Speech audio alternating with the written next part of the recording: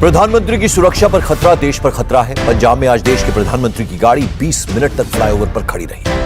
दिल्ली से पंजाब के मुख्यमंत्री चन्नी को फोन लगाए जाते रहे, लेकिन बीजेपी का आरोप है कि कोई रिस्पांस नहीं आया। मामला देश का है, किसी पार्टी का नहीं है, लेकिन इस पर राजनीति और बयानबाजी हो रही है। पहले इतना बड़ा सिक्योरिटी ब्रीच और फिर इस पर सियासत कैसे हो रही है, देखिए हमारी ये स्पेशल रिपोर्ट।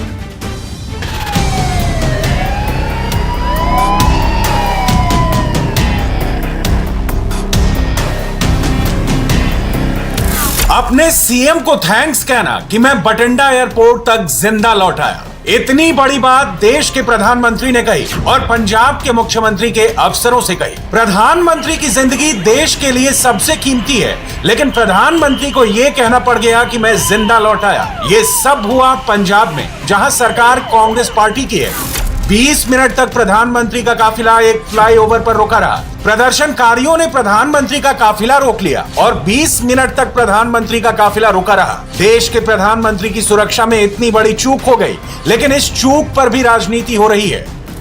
आज एक ऐसी घटना हुई है जो कि भारत के इतिहास में अभूतपूर्व है। आतंकवाद के गंभीर दौरों में, आतंकवाद से गंभीर रूप से प्रभावित क्षेत्रों में भी कभी इस प्रकार के सुरक्षा की चूक नहीं हुई, या यूं कहें कि सुरक्षा के साथ ऐसा मजाक नहीं हुआ जैसा आज माननीय प्रधानमंत्री जी के साथ हुआ, कि सुरक्षा के साथ हुआ। हम सभी जानते हैं कि चाहे राष्ट्र का विकास हो, राष्ट्र का हित हो या राष्ट्रीय सुरक्षा, सभी को अपनी निजी राजनीति के तराजू पर तौलते तौलते आज वह इस सीमा तक आ गए कि मोदी जी के प्रति ईर्ष्या, मोदी जी के प्रति वैमनस्य, मोदी जी के प्रति घृणा, means both in the jealousy, contempt and hatred, सरकार के रूप में अपना संवैधानिक दायित्व, राजनैतिक दल की मर्यादा और मानव जीवन का मूल्य यानी इंसानी जान की कीमत, तीनों को तार तार कर दिया। और उसी के साथ यह भी कहेंगे कि पंजाब की गरिमा को भी पूर्णतः धूल धूसरित कर दिया है। पंजाब की क्या छवि बनाई उन्होंने राष्ट्रीय अंतर्राष्ट्रीय स्तर पे।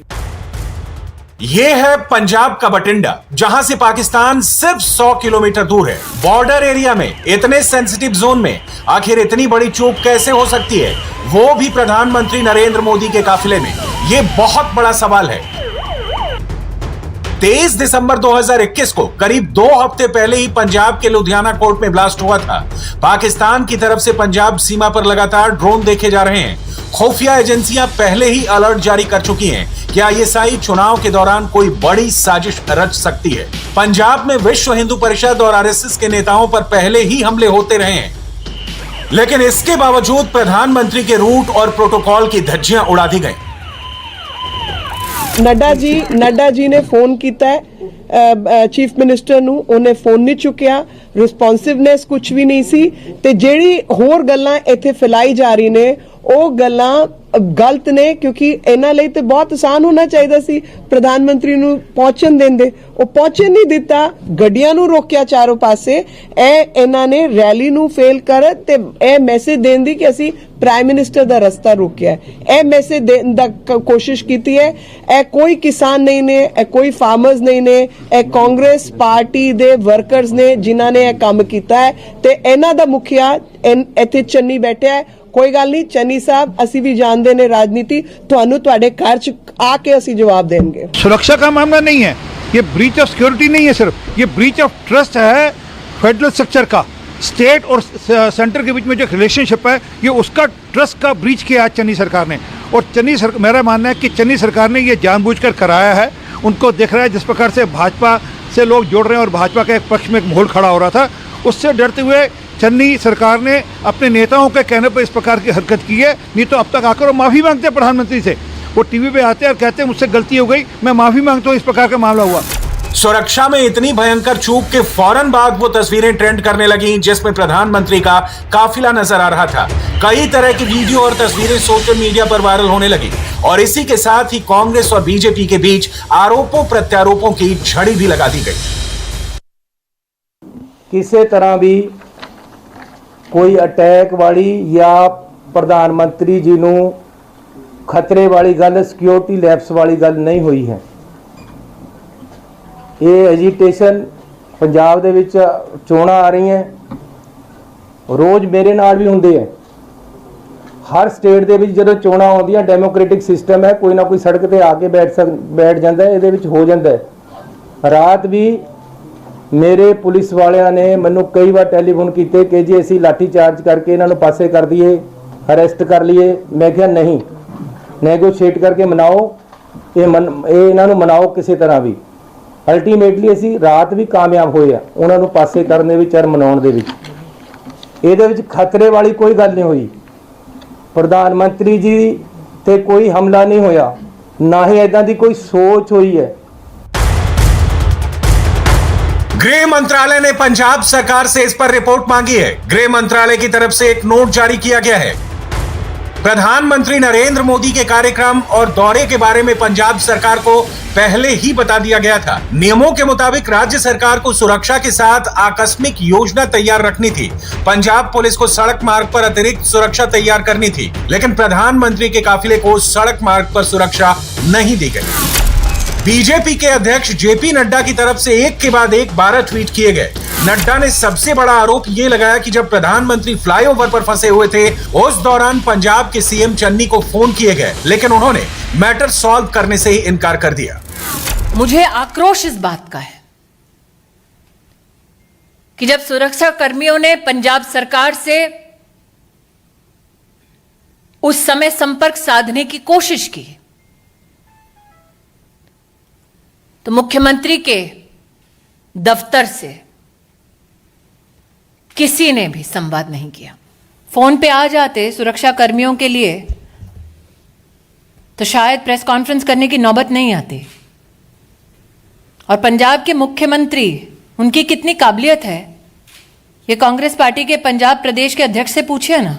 ये बिल्कुल गलत है कि प्रधानमंत्री जी जब पंजाब में आए तो उनकी सिक्योरिटी लैप्सेस दिखाकर उनको खतरे के साथ कोई जोड़ा जा रहा है। ये राजनीति इसमें नहीं होनी चाहिए। We have every respect for our prime minister. कोई भी ऐसी बात नहीं हुई कि उनकी शान में या उनकी सिक्योरिटी को कोई खतरा हुआ हो।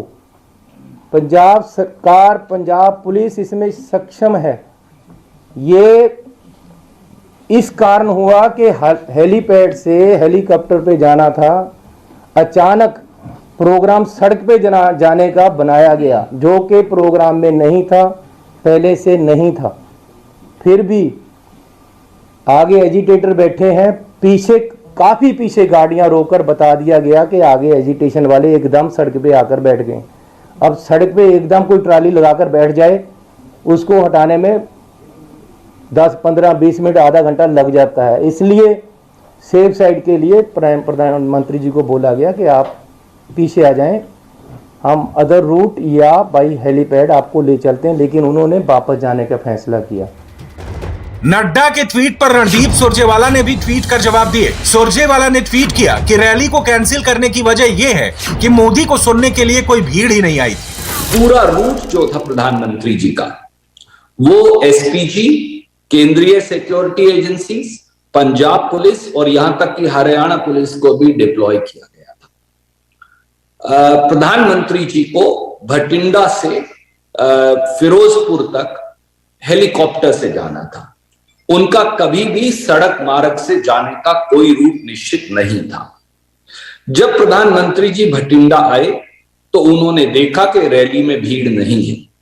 शायद भाजपा और मोदी जी ये स्वीकार नहीं कर सकते कि लोग उन्हें सुनने ना आए, और इसलिए उन्होंने हुसैनी वाला जो हमारा शहीद स्मारक है और उसके बाद रैली स्थल तक सड़क मार्ग से आखिरी मिनट पे, लास्ट मिनट पे जाने का निर्णय किया। प्रधानमंत्री निर्णय कर लें तो उसमें कोई व्यक्ति इफ और बट कर ही नहीं सकता।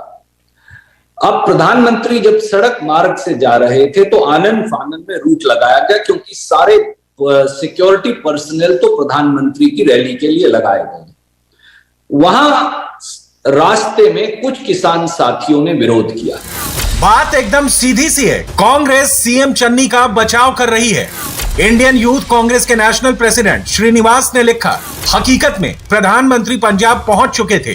रैली में 90% कुर्सियां खाली थी। पूरे रास्ते किसान मोदी का विरोध कर रहे थे, जिसके कारण मोदी जी वापस दिल्ली रवाना हो गए। पंजाब के अंदर जिस तरह से आज प्रधानमंत्री जी की रैली के अंदर सिक्योरिटी ब्रीच हुआ, बहुत बड़ी सेंध लगी। ये कोई अचानक नहीं हुआ। मैं बार बार कहता रहा और मैं फिर आज कहने जा रहा हूं, कांग्रेस एक डिजाइन्ड कॉन्स्पिरेसी के तरीके से, एक डिजाइन मॉडल के तरीके से हमें पूरी दुनिया में बदनाम करती आई और करना चाहती है।